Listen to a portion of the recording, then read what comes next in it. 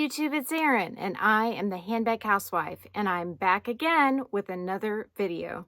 Today's video is going to round out my jewelry collection, unless you guys want me to go into specifics on some of the trays that I'm going to show you, because I could go into a whole lot of detail, but I think it would be pretty darn boring. So I'm going to turn the camera around and show you my wolf system. It is now complete.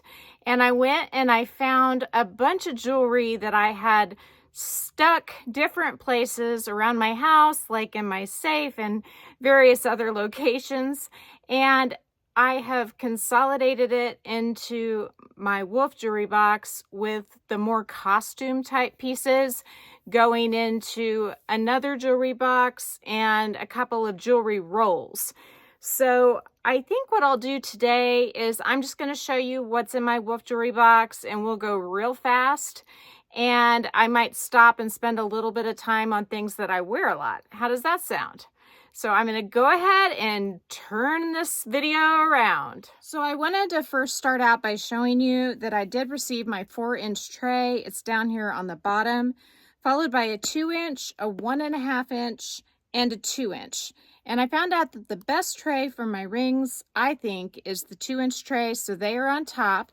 So I'm going to pick the system up and set it on the floor, and that way I can set each tray onto this stool and show you more easily. So the top tray is my ring tray, and I've showed you most of the rings already, but I did want to just point out a few additions that I found in the process of consolidating my jewelry. I mentioned I had a couple of childhood rings, and there is a coral ring, and I think that may be a turquoise ring. And I found also some rings that I got when I went to Greece. If you get a chance, I highly recommend shopping for jewelry in Greece. They do some amazing work. This piece is stunning, and unfortunately, I can't wear it anymore because of the size, and I hate to tear it up because the back side doesn't have a sizing spacer. But maybe I should just go ahead and do it. Same thing is true with this one. This is an enamel piece, and it's just gorgeous and so different from what you might find here in the States. But again, I don't really want to tear the ring up to fit it to the finger I might want to wear it on. This is the ring I mentioned that I wore on my wedding day on my pinky finger. This was my great-grandmother's engagement/wedding ring. And then other than a high school ring right here and a ring I got from work, which isn't all that exciting, I think that is all of the additions to the ring box. I did finally get my trays for my earrings and my pendants.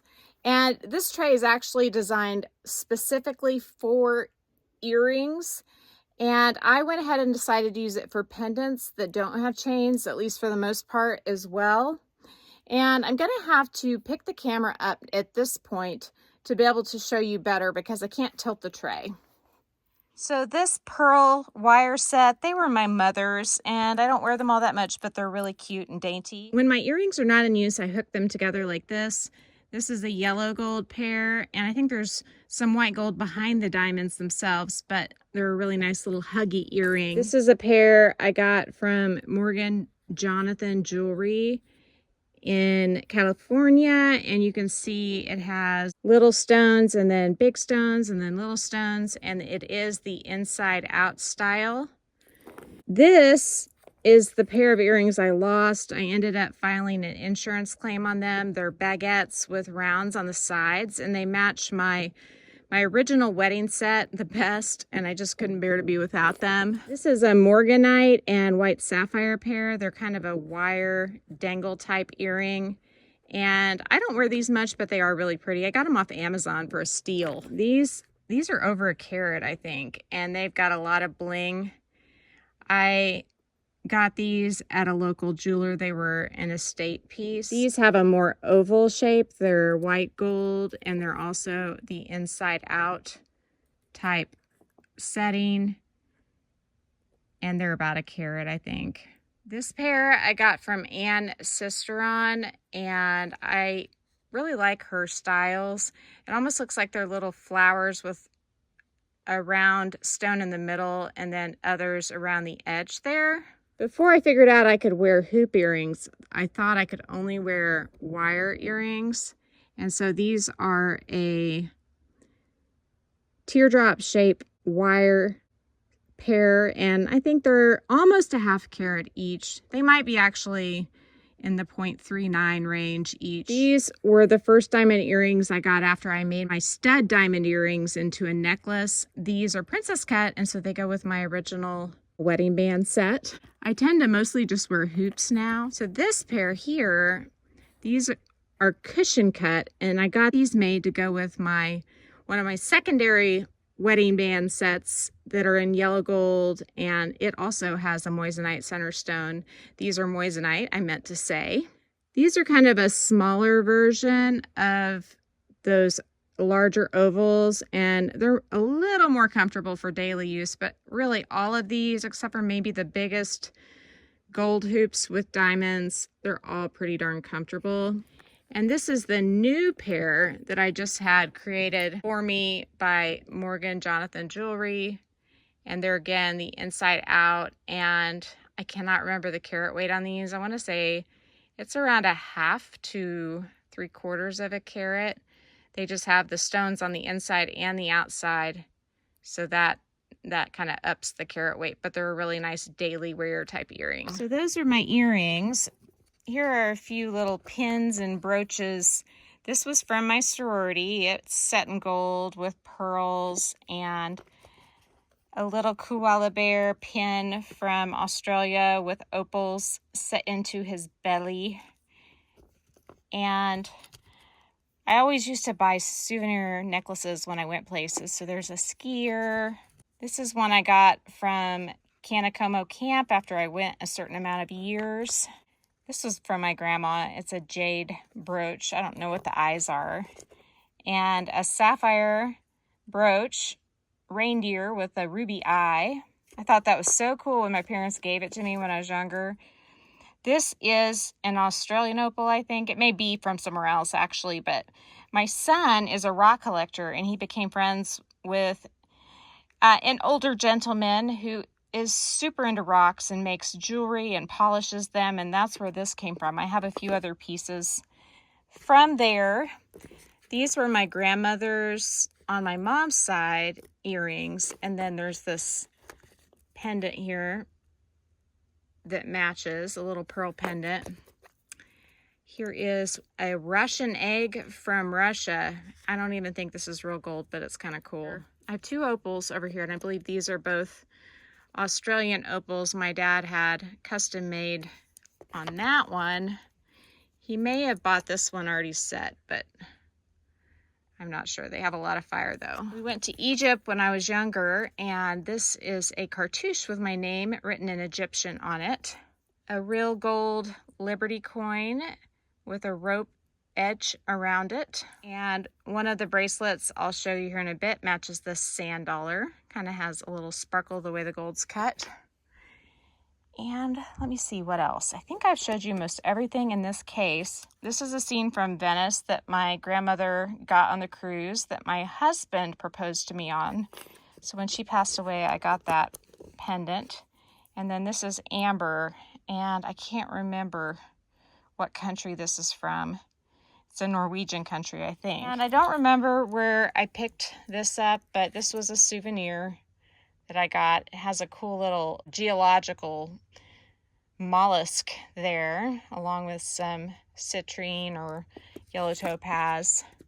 Back when I very first started my job, I bought some of these things. They're not worth anything. They are set in silver, and there's earrings to match, but I'll probably never wear those again. This, I believe, is, gosh, what's the name of that stone? I want to say jade, but I don't think it is.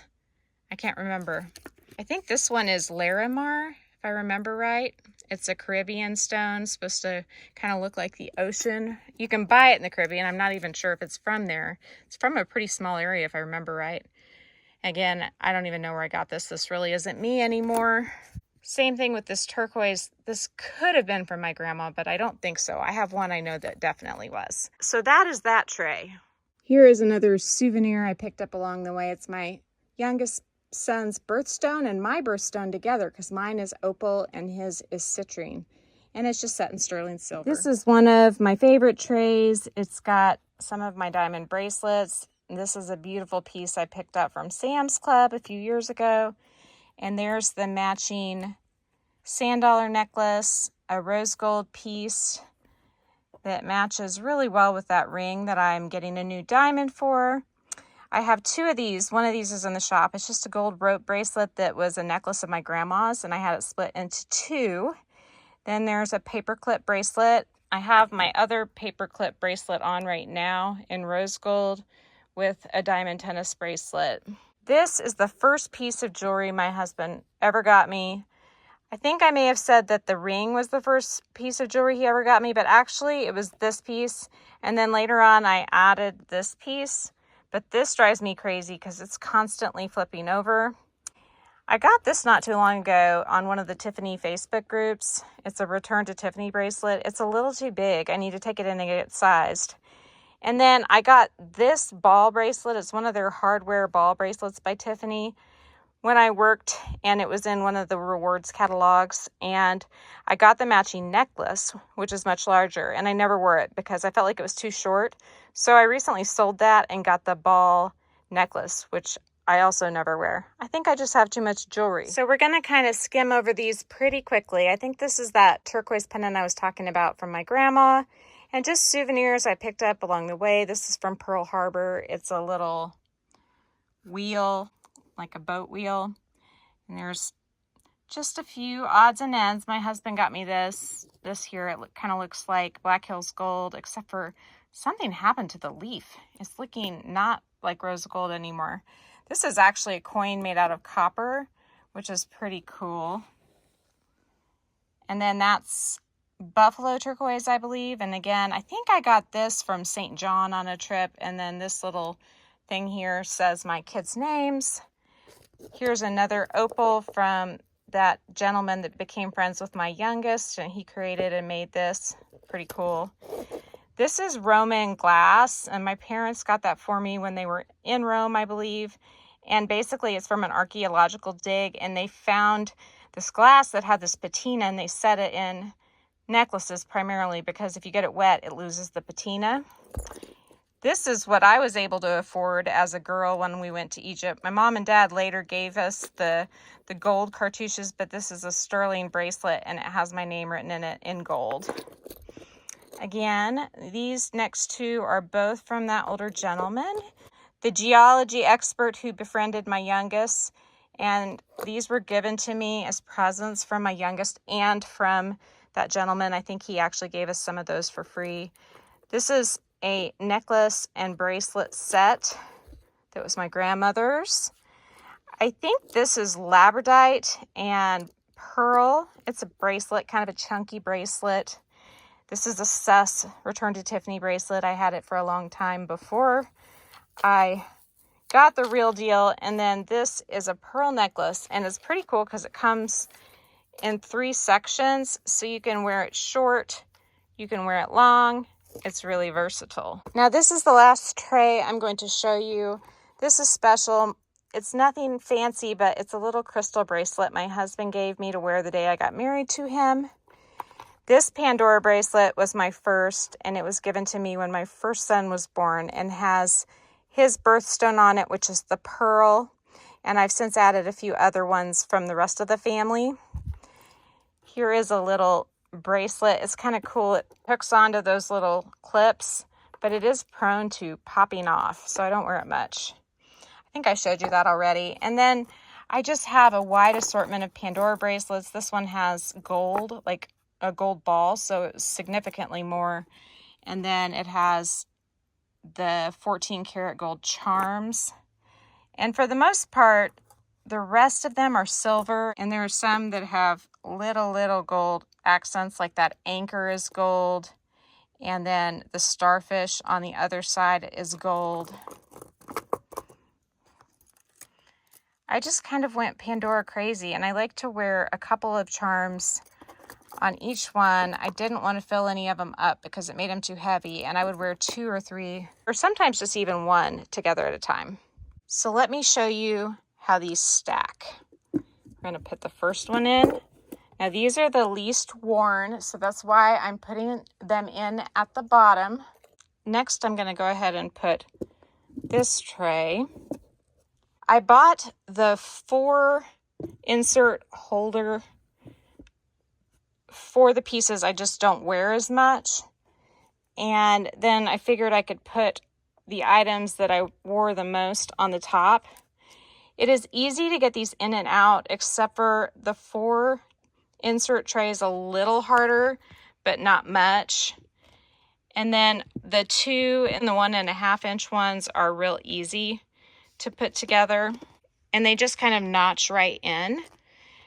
You don't want to tip it, because if you tip it, you're going to end up with all your necklaces on one end. So that is my Wolf jewelry system. And it has become tall enough that I'm just going to, I think, rest it on my closet floor. You do have to kind of straighten them if you want them to be just perfect. But I think it's great. I know where everything is now. So the cool thing about that jewelry system is that I can keep adding to it, but it's tall enough now that I don't think I probably will.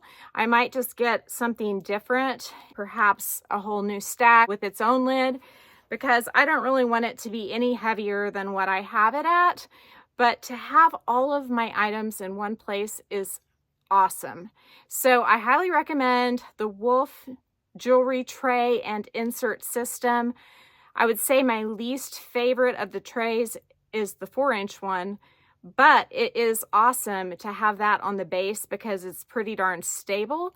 So I think having one 4-inch tray is good, and I like having everything else in 2 or 1.5 inch trays. So if you like this video, please give me a big thumbs up. If you haven't subscribed to my channel yet, what are you waiting for? Do it and ring the notification bell so that you are notified of future exciting content such as this. Also, go find me on Instagram. The name there is the same. It's the @ then the Handbag Housewife, all lowercase. You can DM me there, or you can email me at thehandbaghousewife@gmail.com. If I don't hear from you, I will see you again real soon. Take care and have a fabulous day. Bye.